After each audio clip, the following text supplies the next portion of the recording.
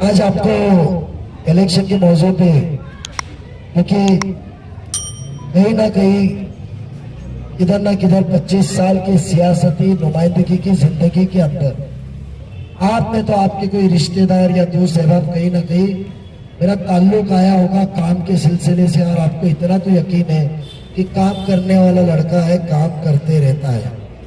कोई कोकन बैंक के जरिए हो, दीन के जरिए हो, दुनियाई तार हो, या सियासती जिंदगी में महापालिका या कुछ काम हो।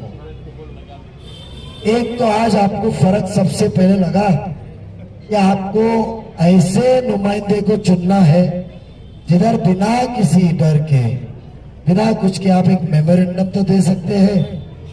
इसके पहले इतने आपने आमदारगी के इलेक्शन में दिए, किसी ने पहले आपको पूछा कि आपके मसले क्या है? पूछा किसने? आपकी तकलीफ क्या है, डिमांड क्या है? आए, कॉलर किए 10 पुलिस, हिंदू मुस्लिम, जिहाद 30, और गाड़ी में बैठ के बाहर। अपनापन महसूस हुआ, अपनापन महसूस हुआ। यही एहसास दिलाने को हमने इब्राहिम भाई को कहा था, थोड़ी सी मेहनत कीजिए। लोग नाराज रह गए, कतरा रह गए। नजीब से मोहब्बत है, पर नजीब से मोहब्बत होने के बाद में नजीब के साथ जो एक पार्टी है उससे हो सकता है हमारे इख्तिलाफात है, नापसंदी रहेगी तो हम इसको वोट दे या ना दे। आवाज आ रही है ना? ये बात की वजह से कहीं तो भी कतरा रहे होगे आप। कुछ 2 हफ्ते पहले जावेद तबीर, कौन सी बिल्डिंग है वो, क्यों वहां पर बहुत से सेक्रेटरी और उनकी मीटिंग थी। आपको जो पहला मुद्दा है ना, या आज आपने लिखा है, उस मीटिंग में कोई मेमोरेंडम नहीं था, कोई डिमांड नहीं थी, मगर एक फिक्र, उसके साथ साथ दूर अंदेशी, विजन, तीसरा जज्बा खिदमत। खिदमत अलग अलग तरीके की होती है। किसी को कलेक्टर ऑफिस में काम अटकाए चले गए, फोन किए, वो भी खिदमत है। किसी को हॉस्पिटल में डॉक्टर से बात करने को चले गए, वो भी खिदमत है। किसी के लिए पुलिस स्टेशन में गए, किसी का पानी मसला, किसी का टैक्स का मसला, किसी का एडमिशन का मसला, किसी का बैंक के कर्जे का मसला, कुछ भी मामला हो सकता है, वो खिदमत में आता है। तो जज्बे खिदमत क्या साथ होता है, वो नुमाइंदे हैं जो अवाम की जरूरत क्या, क्योंकि अल्लाह ने हमको, जब एक आलिम होता है जो दीन के अंदर काम करता है, वो आलिम तो बन जाते हैं, मुफ्ती बन जाते हैं। फिर वो जब खिदमत में लगता है तो बड़े से उनकी मुलाकात होती है, उसके बाद में आलिमों से, मुफ्ती से, अच्छे अच्छे लोगों से मिलते, वहां ख्यालात एक दूसरे के सामने शेयर करते हैं और उनको, उनके अंदर कुव्वत बढ़ती है, वो अच्छे से और मसले का हल करते हैं। सेम मामला हमारा है। बगैर मांगे हमने कहा था कि उस दौर का मुमरा में सबसे पहला नशेबान, ये वो सब तो मेरे चाचा ही थे, आर्किटेक्ट एमएच मापे साहब, आर्किटेक्ट जो थे सलाम रावल के और इनके मोहम्मद हुसैन मापे साहब। उस दौरान पे फिर एक और कॉम्प्लेक्स था जो बचपन में हम जब राबोड़ी से कोई कौसा गांव या रिश्तेदारी में आते थे शादी में, देखिए एक और आलीशान कॉम्प्लेक्स था। लोग मुमरा के उस दौरान में वफा पार्क देखने को आते थे। ये बात सच है। आज बिल्डिंग का 20 साल पुराना एलिवेशन देखो, सुल्तान मालदार, इम्तियाज पीरजादे, मुश्ताक खोत, शोएब बर्डी, इकबाल सरदार, राशिद खान, क्योंकि ये वफा के आपके सब चेक कोकन बैंक में गए थे। इनका अकाउंट कोकन बैंक में था। बराबर है ना देशमुख साहब? वफा का उस दौरान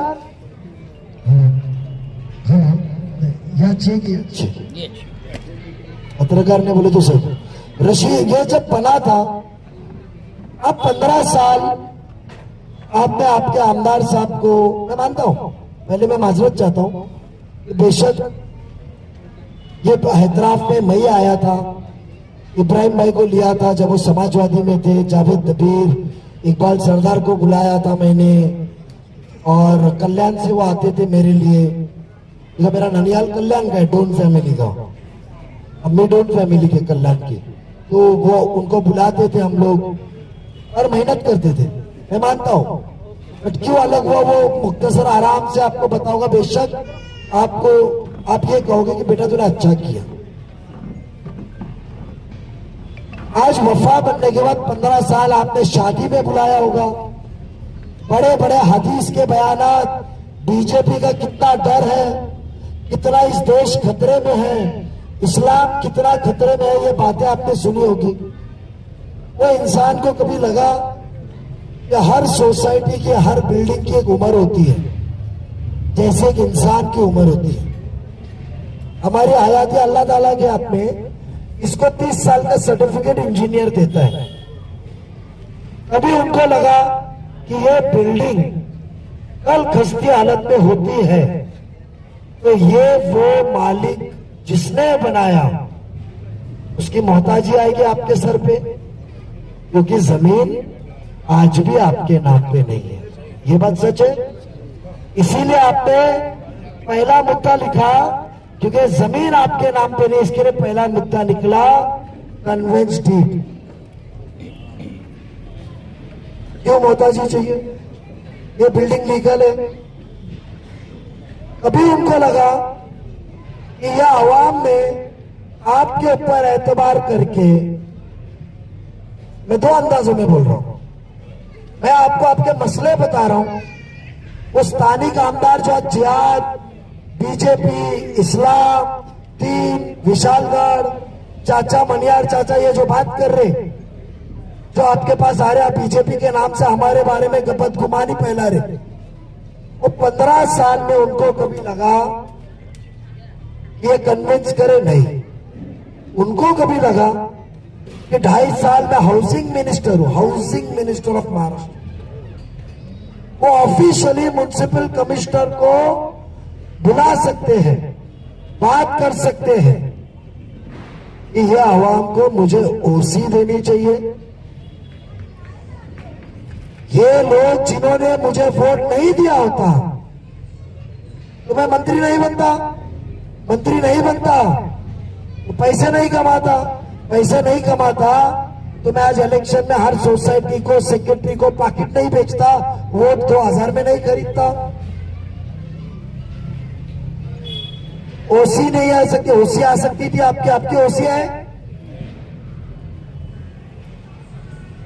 इंशाअल्लाह आप एक बार भरोसा करो, ये गेट के बाहर निकलने दूंगा, सब्जेक्ट टू कहा आपकी हाजिरी लगे, आपको ओसी भी लाके दूंगा, आपको कन्वेंस भी करा के दूंगा, क्योंकि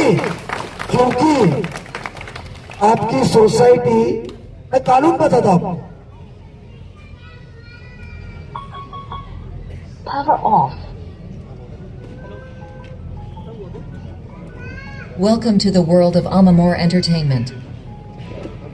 Bluetooth mode.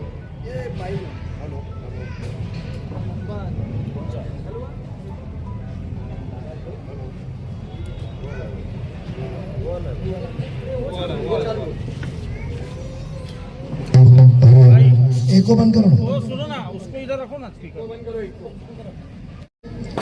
2018 में आपकी सोसाइटी रजिस्टर्ड है, 2019 में वोट मांगने आए थे, उनको ख्याल भी आया कि मैं जिससे वोट मांग रहा हूं वो ना कभी पैसे की मदद के लिए आए, ना कभी वो पुलिस स्टेशन के लिए आए, ना कभी वो दवा के लिए आए, ना कभी वो एडमिशन के लिए आए, मगर तो भी ये मुझे वोट देते हैं तो मेरा फर्ज बनता है मैं इनके हाल चाल पूछूं, इनके मसले समझूं। सीधी सी बात है, सोसाइटी एक्ट के अंदर क्लियर कट प्रोविजन है, आप डीन कन्वेंस के लिए जा सकते हैं। मुझे रसूख तो मैं तो आज भी अल्हम्दुलिल्लाह अल्लाह ने ताकत, कुव्वत, सीरत, सलाहियत, तासीरत जबान में दी है कि बगैर अंदर के भी मैं आपके काम कर सकता हूं, मगर करना चाहत ज्यादा है, इसके लिए इलेक्शन में खड़ा हूं कि कहीं तभी आपकी जरूरतें पूरी नहीं हो रही। हमको सिर्फ वोट में वापरा जा रहा है, बट हमारी फिक्र नहीं की जा रही है। ओसी करा के देंगे, कन्वेंस करा के आपको देंगे, यह हमारा वादा है इंशाअल्लाह। इतना ही नहीं, नहीं, वो तो बाएं हाथ का काम है, महापालिका का है, ओसी महापालिका की है। इतना ही नहीं, मैं आप जो बयान कर रहा हूं ना, हो सकता है कि एक बहुत बड़ी पैसे वाली ताकत मेरे खिलाफ उतरेगी, मगर अल्लाह ने जो मुझे नसीहत दी है, जो मेरा आदत है कि मैं वो ताकत के खिलाफ लड़ूंगा, क्योंकि उसके अंदर आवाम का सबसे ज्यादा फायदा है। आज आपके पास में ये कॉम्प्लेक्स लेआउट अप्रूवल है, ये एक लेआउट में अप्रूव्ड है, सिंगल बिल्डिंग नहीं है, बराबर है। अब आप मैं बताते जा रहा हूं, तुम्हारे भी ख्याल में नहीं आ रहेगा कि तुम ऐसे शख्स को वोट दे रहे हैं जो डॉक्टर भी है, जिसके पास दवा भी है, जिसके पास रास्ता भी है, और अल्लाह की दी हुई कुव्वत भी है, जो घर बैठे आपके मसले हल कर दे सकता है इंशाअल्लाह। आपका लेआउट अप्रूवल है। जिस दौरान ये प्लॉट डेवलप हुआ था, इसके अंदर जमीन का 25% आपको गार्डन देना है, प्लेग्राउंड उसमें बनाना है, ओपन स्पेस देना है, ये कंपलसरी लिखा हुआ है। ये बात मानते हैं? है आपके ताबे में? किधर बची हुई जगह पे इलीगल बिल्डिंग बन रही है? बताइए, आपने 15 साल ऐसे शख्स को जीत के दिया जिसके दरवाजा तो है ही नहीं, क्योंकि उसके ऑफिस ही नहीं है यहाँ उनकी। मेरे इंतजार में बताऊंगा तो आप फुर्सत में बताऊंगा कि आज तनकीद कर रहा है तो इतने साल कहा था, मैं बताऊंगा सीरे में इंशाल्लाह कि 15 साल में ऑफिस नहीं है कि सेक्रेटरी या मेंबर उठ के जाए कि हमारा ये सेक्रेटरी का फर्ज है और ये लेआउट के अंदर इलीगल बिल्डिंग बन रही है, ये पैसे कमा के हमारे हक की खुली जगह पे दे के जा रहे हैं, इसको रोको। है कोई जगह? आपने उस दौर में जो फ्लैट खरीदा रहेगा, पूरे मुमरा में सबसे महंगा खरीदा रहेगा दबीर साहब, बरोबर का नहीं? खरीदा रहेगा, तो क्या आपका हक नहीं है? क्या आप आपके हक के लिए लड़े, मांगे? कोई ऐसा आदमी है जो बोले हम आपके लेआउट के अप्रूवल के प्लान्स निकाल दिए, मुझे वक्त नहीं मिला? ये टैक्स का मामला है, बेशक मैं जानता हूं, इसमें टप्पे टप्पे में बिल्डिंग बनी है। हाँ, ये 8वां 9वां 10वां माला बाद में बना है, इसके लिए रेट बाद में अलग आया होगा। मैं आपको बोल रहा हूं ना, क्योंकि जो उसका रेट होता है, रेट बदलता है। इंशाल्लाह इसके ऊपर भी क्या कर सकते हैं मैं बताऊंगा। बट सबसे पहले आज ये बिल्डिंग मेरे ख्याल से तकरीबन 2000 साल में बनी है। 95 में होनी है। आप सोचिए, 95 ओसी 97 की है। हाँ सॉरी, बिल्डिंग बनी है plan sanction copy, light metre 95 का रहेगा, टैक्स 2000 से तो रहेगा। आज 3 साल बाद या 1 साल बाद समझो पोजीशन का पुरावा रहा, आप एलिजिबल है 50% रहते हुए घर के एक्स्ट्रा एफएसआई फ्री में, डिलैपिडेटेड बिल्डिंग का फ्री में 30 साल के बाद 50% आपका घर फ्री में एफएसआई है, कॉरपोरेशन देती है, मगर सब चीज बेकार, क्योंकि ना आपके नाम पे जमीन है ना आपके पास ओसी है। तो क्या आप ऐसा नुमाइंदा चुन के नहीं देना चाहेंगे जो अपनी जेब भरने से ज्यादा आप लोगों को सहूलत दे और आप लोगों की जेब भरे? आप नहीं देना चाहोगे? क्योंकि हम फिक्र में हैं कि अल्लाह ने हमको कुव्वत दी है, कुर्सी दी है, तो कल मेरे को आखिरत में पूछा जाएगा कि तेरे को ताकत और दिमाग भी दिया था, तू जो जबान से बात करता था अधिकारी गुलाम की तरह सुन के काम भी करता था, तेरे में समझ भी थी, तो तूने क्यों इनको फैज पहुंचाया? नहीं, मैं तो गुनहगार हो जाऊंगा। मगर आज आप जिसको चुन के देते हैं वो क्या बोलता है? क्यों दूं बामने साहब तुमको, क्यों दूं दबीर साहब, क्यों असलम भाई, क्यों दूं? तुम्हारे पास में कोई है चॉइस? सोचो, मेरे अलावा किसी को सोचे तो बीजेपी आ जाएगी, मेरे अलावा किसी को देखे तो इस्लाम खतरे में होगा, मेरे अलावा किसी को देखे तो ये मस्जिदें आबाद नहीं होंगी। मुमरा कौसा में 2014 से 19 तक इस राज्य में बीजेपी सरकार थी, 5 साल मुकम्मल तौर पे विद सिंगल मेजॉरिटी। भले मैं मानता हूं उस दौरान पे राष्ट्रवादी ने साथ दी थी, पवार साहब ने। आज उस होते हुए क्या हमारे मस्जिद ने बने मुमरा कौसा में? क्या हमारे घर ने बने? क्या हमारे मदरसे ने बने? ये तो कोविड के बाद रास्ते पे नमाज पढ़ना बंद हुआ, उसके पहले क्या वो दौर में नमाज रास्ते पे नहीं पढ़े ना? तो हमको किस बात का डर? और आप घड़ी निशानी पे वोट मांगने आए हम लोग, क्या आपके पास में हम कमल पे मांगने आए, घड़ी की निशानी पे मांगने आए? ये बात सच है। जब जितेंद्र आवाड साहब खुद की सहूलत के लिए पिछले 2019 में आपको कहा कि बाबरी शहीद करने वाले 92 के दंगे करने वाले धनुष्यबान को आप वोट दोगे, ये कहा प्रचार में। 1 महीने बाद जीत के बाद तो उनके साथ में सरकार में बैठे। 2024 में खुद ने ही बीजेपी की सरकार में जाइए सब आमदारों के साथ लेटर साइन करके दिया। उनकी सहूलत में गुमराह, जबकि हमको यह सिखाया जाता है गुमराह करना भी लोगों को एक गुनाह है। जैसे सही है ना, गुमराह करना भी गुनाह है। आलिम कहते गुमराह मत करो लोगों को, गुनाह है। ये गुमराह करें। मुझे बताइए कि आपका नुमाइंदा आपके कौम का क्यों नहीं चुन सकते? आप बहुत से रत्नागिरी से ताल्लुक रखते रहोगे, रायगढ़ से रखते रहोगे, या आजमगढ़ या बहराइच या गोंदिया से रखते, अपना गोंडा से रखते होगे, सिद्धार्थनगर से। वहां वोट कैसा होता है? ठाकुर के लिए लड़ता है, यादव के लिए लड़ता है, वानी के लिए, कुंभी के लिए, मराठा के लिए कोकन में। तो एक मोमिन की तायद किया तो बीजेपी का हो गया। यानी मुसलमान की तादाद ज्यादा है। हमने 2 साल पहले सब्जेक्ट गए थे भाईजान, क्या मांगे थे कि हमारे पास 52% है, सिंधुदुर्ग से लेकर पालघर तक, पालघर से लेकर नासिक, नगर, पूना, सोलापुर, कोल्हापुर, सांगली, सातारा, नांदेड़, उस्मानाबाद, ये सब जिलों में एक मुसलमान आप हसन मुशर्रफ को देते हो, वो भी गैर पसंद करते, हमारे हिंदू भाई लोग पसंद करते। इसके लिए हमारी एक ही वाइट सीट है जिधर बंबई छोड़ के 50% ज्यादा मुसलमान है। जब मराठा अपने हक के लिए लड़ता है, कुंभी अपने हक के लिए लड़ता है, यादव अपने हक के लिए लड़ता है, हमारे में तो ये तबका नहीं है, हम तो मोमिन तो एक है, यह हमको सिखाया गया इस्लाम में। तो हम हमारे लिए सीट मांगे तो कोई गुनाह किए? और जब मैंने पवार साहब को कहा, पवार साहब के बीच में जब पार्टी टूटी नहीं थी मार्च महीना 2023 में कि साहब हम क्यों ना, मुझे मत दो, मशाल चिंगारी मैं चलाया हूं हक के लिए, मुझे मत दो, कोई तभी मोमिन को दो।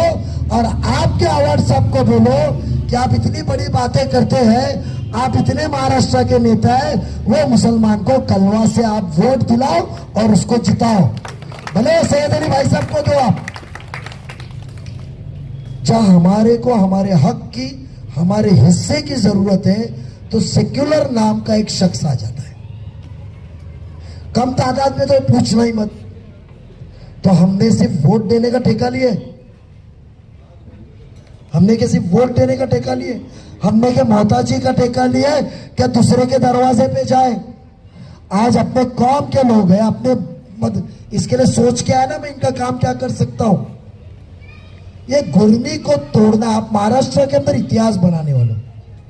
आज नजीब मुल्ला को जिता के पूरे महाराष्ट्र में एक रास्ता बताओगे कि जहां छोटे मोहल्ले हो, बड़े गांव हो, छोटे गांव हो, जहां हमारे मोमिन माइनॉरिटी के लोग हैं, उनके वोट दूसरी जगह जा सकते हैं, बशर्त आप काम करो, हमारी खिदमत करो, गुरूर और तकब्बुर से दूर रहो। आप हमको टेक फॉर ग्रांटेड मत लो। 2 दिन पहले एक मिल्लत टाइम्स करके कासमी, तबरेज कासमी ना, दिल्ली के शम्स तबरेज कासमी साहब का इंटरव्यू था मौलाना सज्जाद नोमानी साहब के। उसमें उन्होंने क्या कहा, मायूसी है, इन्होंने हमें टेक फॉर ग्रांटेड लिया है। किसने? महाविकास आघाड़ी सेक्युलर फोर्स ने ये कहा कि हमने 25 सीट मुसलमानों की मांगी थी, जहां में 31 खासदार, 200 सीट के खासदार हमने जब चुन के दिए दिल्ली में, मुसलमान के इत्तेहाद पे, सेक्युलर के इत्तेहाद पे हमने चुन के दिया, पूरे 288 में 25 मांगे, 10% भी नहीं। तो आपने हमको डिनाई किया। 1 सीट दिए शरद पवार साहब ने, उलेमाओं की मीटिंग लेते, और वह अजित पवार जिसने चिल्ला चिल्ला के कहा कि मैंने मेरे सेक्युलर शाहू फुले अंबेडकर को कॉम्प्रोमाइज नहीं किया है, मैं बीजेपी की सरकार में गया, अजित पवार ने कहा तो मेरी शर्त यह थी कि जब तक अजित पवार कैबिनेट में रहेगा, मुसलमानों को महफूज रखेगा और आवाज उठाएगा। ये कहा, उसने 8 सीट दी, 6 थी, मैं नहीं सब 6 सीट दी, जिसकी औरत को भी मुसलमानों ने वोट नहीं दिया क्योंकि वो माहौल अलग था। 6 सीट दी, इतना ही नहीं, 2 आमदार की थी 14 अक्टूबर आचार संहिता लगने के पहले, 2 ही सीट मिली, 3 बीजेपी ने ली, 2 शिवसेना मिली। वो तो एमएलसी है, उसमें तो आप लोगों की वोट की जरूरत नहीं है। बट उसने कहा कि महाराष्ट्र 1971-61 जब से महाराष्ट्र तामीर हुआ है, पहली बार ऐसा दिन है कि विधान परिषद में एक भी मुसलमान एमएलसी आमदार नहीं है। क्यों कांग्रेस नहीं देने सकती थी? क्यों शरद पवार साहब नहीं दे सकते थे? क्यों शिवसेना देने सकती थी? बीजेपी और दूसरी शिवसेना छोड़ दो, आप दे सकते थे ना। उसने कहा पहला ऐसा दिन है, 3 महीने हो चुके, एक भी मुसलमान नहीं है, ये कौम को आवाज की जरूरत है, मजबूत करने की जरूरत है। सोचो वो इंसान को सिर्फ 2 सीट मिली है 7 में से, उसमें तुम्हारी वोट की भी जरूरत नहीं है। 3 महीना पहले खासदार की में आपके वोट से धोखा खाया है वो इंसान, तो भी उसने कहा वो वोट दे या ना दे, मैंने कसम खाया था मैं इनको ताकत दूंगा। 1 सीट माजी महापौर सांगली, मिरज, कुपवाड़ा के इद्रिस नाइकवाड़ी को दी। एक मास्टर का बेटा, एक टीचर का बेटा महापौर था, उनको मैं मिलाया था, महाराष्ट्र का सदर बनाया न्यू बॉम्बे पर। मेरे को पूछे बाबा सिद्दीकी साहब को देना था, इंतकाल हुआ। सोचो बाबा सिद्दीकी साहब को देने का था, इंतकाल हुआ है। शनिचर को इंतकाल हुआ, पीर को कैबिनेट में वो आमदार होने वाले थे। उसने फैसला दूसरों को देने का नहीं किया, मैंने नियत किया मुस्लिम को ताकत देने की, और मुस्लिम अल्लाह ने उसको ऊपर बुला लिया है, तो मैं कोई मुस्लिम को ही दूंगा। नाम पूछा, हमने नाम दिया और उसको ताकत दिया। क्या हम बीजेपी के साथ है? आप ये सवाल करोगे क्या? सही है, आप शिवसेना के साथ बैठो, मैं जितेंद्र आव्हाड साहब आपके प्रचार में आएंगे, उनके करीबी आपके प्रचार में आएंगे। खाली उनको एक पूछो कि जितेंद्र आव्हाड साहब, आपके ऊपर 96-97 में जब एक करप्शन की सरकारी जमीन की अफरा तफरी की गुनाह दाखिल हुआ था, एंटी करप्शन का, 7 दिन अंदर या 3 दिन अंदर थे, वो गुनाह चलता रहा।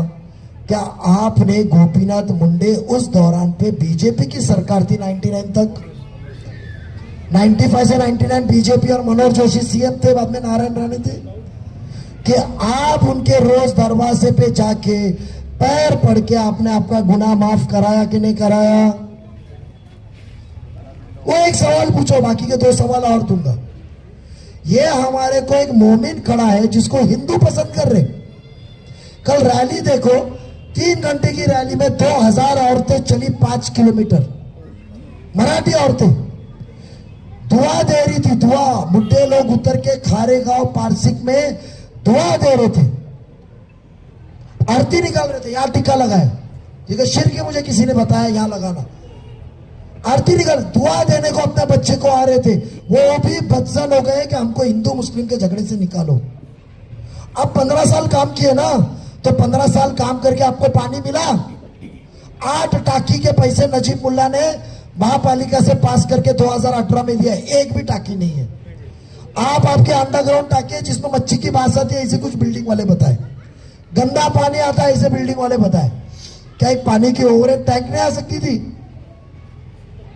काम की बात करो, काम करने आज जो बात यहां करते हो, और इतनी हिंदू मुस्लिम और दीन की, चाचा की बात करते हो, मनियार चाचा, तो मेरा फर्ज था। चाचा ने खुद ने कहा कि नजीब मुल्ला पहला था जिसने मदद किया और गुनाह दाखिल किया। जब एक पत्रकार ने तुमको फोन किया तो दूसरे दिन गए वीडियो बनाए। मैं क्यों वीडियो बनाऊं? मेरे कौम का काम है, मैं क्यों बनाऊं? मेरे सवाब का काम है। किसी मोमिन के ऊपर अत्याचार हुआ और अल्लाह ने आपको ताकत दी, बनाया, और मैं उसका वीडियो बना के नुमाइश किया, तो मेरी नेकी जाएंगी चाचा? मैं क्यों नेकी गलाऊं? मेरी वोट नहीं मिले चलेगा 4। मुझे कहा मेरे दोस्तों ने कि भाई तू 95% काम करता है, तू वीडियो ना बनाता, वो 5% में बनाता। बोला भाई उसको चलने दो उसके रास्ते पे, मेरे को मेरी आवाम के ऊपर भरोसा है कि वो साथ देगी। आपको सिर्फ बीजेपी के नाम पे, दीन के नाम पे गुमराह कर रहा है। विशालगढ़ की बात करते हैं तो आप दरगाह विशालगढ़ की बात करते हैं, तो विशालगढ़ का जो हादसा हुआ, वो संगठन तो आपके कांग्रेस के खासदार साहब राजा साहब के बेटे की थी। मुसलमानों के विशालगढ़ वालों ने वोट नहीं देते जिनके घर टूटे। आप मगरमच्छ के आंसू बह रहे, मगर आपके जाने के पहले देखो, इंसान होता है। पता चला मेरे को कि आपकी ओसी चाहिए, सोचा तो आपको कहा मैं ओसी दूंगा। मुझे पता चला इनका कन्वेंस नहीं हुआ, तो आपके मांगने के पहले लाया, कन्वेंस आपको करके दूंगा। ये खिदमत है। बगैर बुलाए तीसरे दिन अजीत पवार साहब शाम को विशालगढ़ पहुंचे, पूरे डिपार्टमेंट को लेकर पहुंचे। पुलिस डिपार्टमेंट कलेक्टर को कहा जिसकी गाड़ी टूटी है, घर टूटा है, कांच टूटी है, मोटरसाइकिल टूटी है, मस्जिद का जो टूटा है, सबका पंचनामा करो। उसका नुकसान आया वो गांव का 2,43,00,000 रुपए। गरीब लोग थे। ताबड़तोड़ सरकार से 4 दिन के अंदर उनको मुआवजा दिलाया। किधर पेपर में पढ़े? खाली उस दिन का न्यूज निकालो, अजीत पवार ने खड़े जाके वो आवाम को पूछो। तो हमारी सीरत अच्छी है, सलाहियत अच्छी है। आपके रिश्तेदार पनवेल में होंगे, पनवेल गांव में मुकीद काजी साहब, पटेल साहब, नवीद पटेल, और उनको पूछो कि नजीब मुल्ला और अजीत पवार ने कैसे वो मोहल्ले की मदद की, जबकि वहां आमदार तो प्रशांत ठाकुर था। मीरा रोड में जाके पूछे, जब पुलिस ने परमिशन दी थी मोर्चा निकालने की डी राजा और नितेश रानी की, वहां तो आमदार दोनों बीजेपी और शिवसेना के थे। तो अजीत पवार ने हिंदू मुस्लिम एकता के लिए कैसी वो परमिशन दबाव डाल के कैंसिल कराया। होम मिनिस्टर तो बीजेपी के थे। हमारी नियत देखो ना कि कौम को कभी बेचे क्या? ये हिंदू मुस्लिम बीजेपी क्या है? आपका बेटा, आपका भाई हक से तो बुला सकते हैं। ऑफिस डालो, छोड़ो ऑफिस, जुम्मा की नमाज में खुतबा सुनते वक्त तो आजू बाजू मिलेंगे, नमाज जनाजे में तो बाजू में मिलेंगे, कहीं तो भी मिलेंगे जब पकड़ सकते हैं। क्यों नजीब? वादा करके दिया था, क्या हुआ? माफी चाहता हूं। पूछ सकते हैं क्यों? देशमुख साहब 15 साल सदर था, पूरी बैंक का कारोबार पैसे का मेरे पास था। 1 रुपए का इल्जाम है पैसे का? हाँ देशमुख साहब, आप मेरे साथ काम किए, 1 रुपया कोई मुआवजा लिया? ऐसे साफ सीरत वाले के ऊपर आप जैसा पढ़ा लिखा तबका, अल्लाह ने आपको माली हालत से नवाजा है, कामकाज में आप वो ये सोच करके गुमराह कि उनके नाम में चल रहा है। हम हमारा सियासती करियर निकाले, कब्रिस्तान हमने काम किए कि नहीं? कब्रिस्तान के वीडियो लोग निकाल रहे थे। 2 साल से कब्रिस्तान का मसला चल रहा था। कोई इंसान को लगाने कि मैं मसला हल करूं, हाँ 2 मिनट, मसला हल करूं, 5 करोड़ रुपए लाए। स्कूल के लिए 5 crore, 53 teacher, 5 crore medium school के लिए, प्लेग्राउंड, स्विमिंग पूल। मैं आपको वादा करता हूं आपका रोड 30 मीटर का है। आज खूबसूरत वफा में भी आने को आपको गली लानी पड़ती है। मैंने मेरी बड़ी गाड़ी छोड़ के मुमरा में घूमने को छोटी गाड़ी में घूमना चालू किया।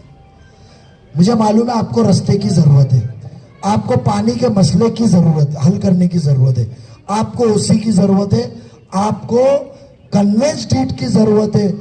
एक मौका दीजिए, बीजेपी के नाम पे गुमराह होके मत चलिए। जिसने 15 साल लूटा है, मैं आपको वादा करता हूं टोरेंट भगाऊंगा।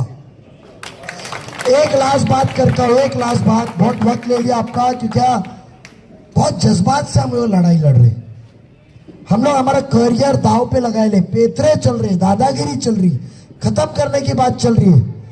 बाबा बुआ आके बैठे ले, हमारे को बीमार चल रहे, सलाइन लगा रहा हूं और निकल रहा हूं, हरूंगा नहीं, बेड़ा उठाया, क्योंकि मेरे साथ जो जुड़े हुए ये इसको घर पे बुला के बोले होटल तोड़ेंगे। साहिल ये बोला मैं पीछे नहीं हटाऊंगा, कब्रिस्तान का मसला बोलूंगा। हम निकले हैं इंशाल्लाह, आपकी दुआ लेके एक ही कहता हूं, वो कह रहे हैं कि मेरे को मौका 1 महीने के बाद मैं मंत्री बनूंगा, आप मुझे जिताइए, मैं 1 महीने में टोरेंट भगाऊंगा। ये बात सुने आपने? भगाऊंगा, ऐसा अवार्ड सब कह रहे। मैं आपको एक याद दिलाना चाहता हूं, टोरेंट आई 1 मार्च 2020 को, अवार्ड साहब मंत्री बने दिसंबर 2019 को। टोरेंट चार्ज लेने के पहले 3 महीने उनके पास थे, और उसके बाद आपके वोटों के कर्ज के तौर पे अल्लाह ने उनको 2.5 साल कैबिनेट मंत्री ऑफ हिंदुस्तान का सबसे पावरफुल स्टेट का मिनिस्टर बनाया। कैबिनेट 2.5 साल थे, जब भी उनको लगा ने टोरेंट भगाना। आज नजीब ने चिंगारी बजाया है, आज आप लोग ने मदद की है, तो टोरेंट की याद आई। ऐसे झूठे इंसान को आप फिर से गुमराह के वोट देना चाहेंगे कि आपके बेटे, आपको भाई को, घड़ी को वोट देना चाहेंगे? ये फैसला आपका। मैं सिर्फ 2 चीज कहूंगा कि यार आप मेरी को दुआ में शरीक रखिए जरूर। मैं तो अल्लाह से रोज दुआ मांगता हूं कि अल्लाह इनको दिल में मेरी सच्चाई का यकीन दिलाए कि ये घड़ी के निशानी के ऊपर वोट देके जो तब्दीली इस आवाम को लाने की है, जो ताकत अल्लाह ने मुझे दी है, वो खिदमत के लिए मुझे मौका दे। 20 नवंबर को घड़ी को याद रखेंगे। यही कह के मैं अपने अल्फाज खत्म करता हूं, और ये जो वादा है ये मेरा फर्ज है। इंशाल्लाह ये मैं तो ऐसा भी कर सकता हूं, मैं कर दूंगा, आपको वकील दूंगा, एप्लीकेशन दूंगा, असलम भाई को मैं ये करके दूंगा, आपको उनके हाथ से आए थे इसके लिए असलम भाई मैं करके दूंगा। मेरा मोबाइल नंबर ले लो, मैं फोन उठाया नहीं तो टेक्स्ट मैसेज करना। व्हाट्सएप मैं देखता नहीं हूं, मुझे व्हाट्सएप देखना है तो लोग टेक्स्ट करते कि आप व्हाट्सएप चेक करो, मैं व्हाट्सएप देखता नहीं हूं। टेक्स्ट मैसेज करो, मैं रिप्लाई करूंगा। और बेशक दुआ के साथ साथ उम्मीद रखो घड़ी के निशानी को वोट गिरेगा। और आपको जो कहा हो अल्लाह को गवाह रख के सच कहा, खुले आसमान के नीचे कहा, क्योंकि हमें कब्र के अजाब का डर है, आखिरत का डर है। अल्लाह हाफिज।